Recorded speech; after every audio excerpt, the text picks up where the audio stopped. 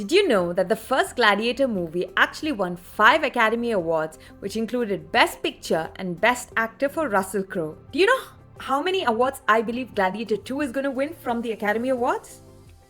0.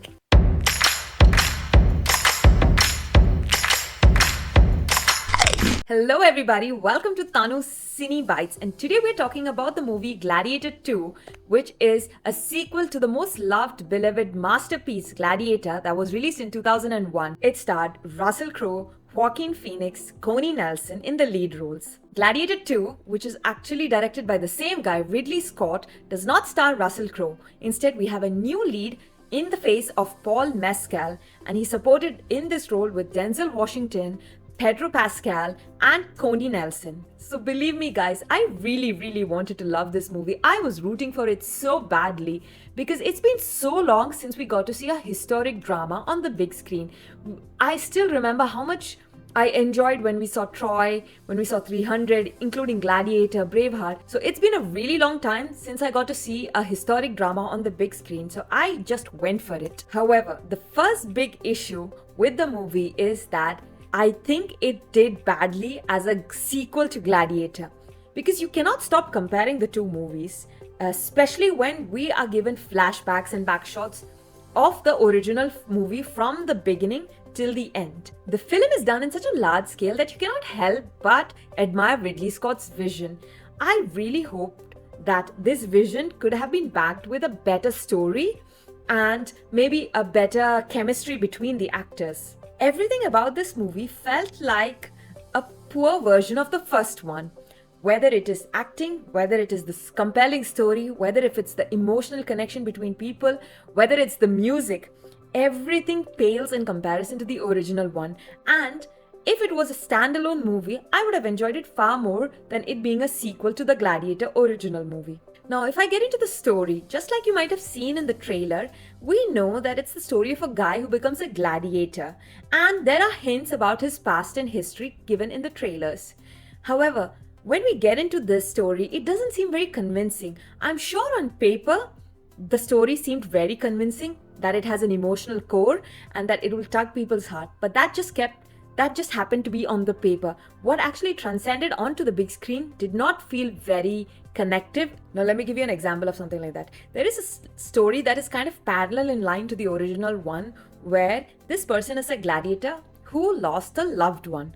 In the first movie, we could feel Maximus' pain of losing his family, of losing his wife, of losing his dignity, whatever it is. In the second movie, similar storyline is going on, but we don't feel any connection and we don't feel like he actually felt hurt.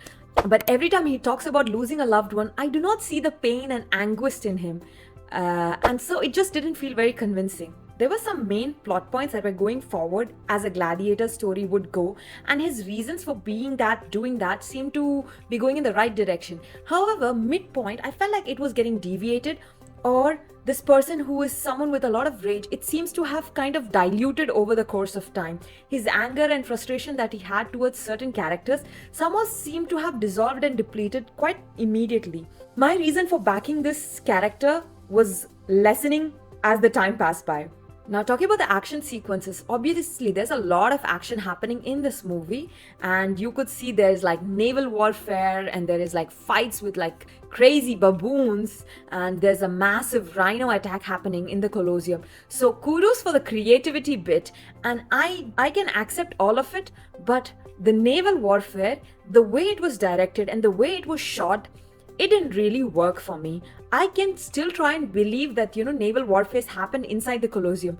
But again, my problem is with the way it was directed, or the action choreography was done for the naval warfare. It just didn't seem very convincing to me. So what I liked about this movie was, one, the set designs were brilliant.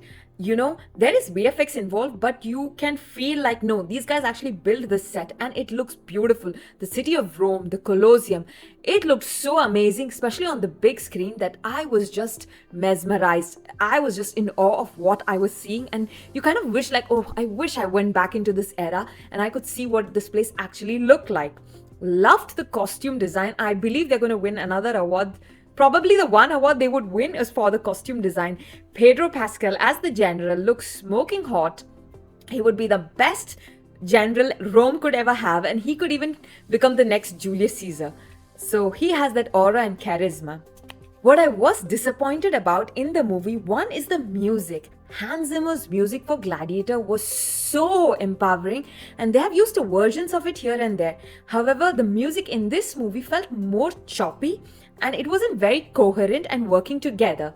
So they have again used pieces from the old movie and they've added new elements, and somehow it doesn't really work. I felt like the story was giving a lot more weightage to this mother and son's plot point, but like I said, the emotional connection was kind of lacking. Instead, I wish they gave us a more interesting backstory to the villains in the movie. There are quite a few villains of varying degree, and I felt like the director or the story actually didn't give us enough backstory, because they were quite interesting characters and I really wanted to know more about them. Okay, for example, the co-ruler brothers, they looked so intriguing and I wanted to know why are they so quirky and evil at the same time. The character of Denzel Washington, I believe his character's name is Marquinhos, he definitely had the most flared and interesting character of the bunch. And again, interesting character. Could have given us more backstory, and maybe a backstory that had some kind of connection to the first movie would have made it even more appealing.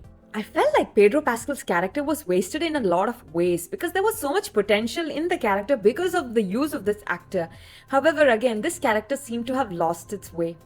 When the movie ended, I felt so bad because as I said, I really wanted to love this movie. I wanted to come and tell you guys, you must watch this movie and it's pretty good. Maybe it's not great because we have such high expectations of Gladiator, from Gladiator. But still, go ahead and watch it because it's an amazing historical drama. And if we encourage such movies to be made, more and more will be done. I genuinely wanted to come and tell this to all of you, but unfortunately I can't because in the end, I didn't feel it was worth it. I mean, it's okay. And if there's nothing else to watch, we can go and watch it. But this movie had so much potential. I felt really bad that it didn't come out as beautiful as I wished it would have. So that's it, guys. That's my opinion about the movie Gladiator 2. Let me know in the comments below what you thought about it. What did you really like about the first Gladiator movie? And were you excited to watch this movie as much as I was? And if you saw the movie, let me know in the comments below what you thought about it. Until then, take care. Ciao, ciao.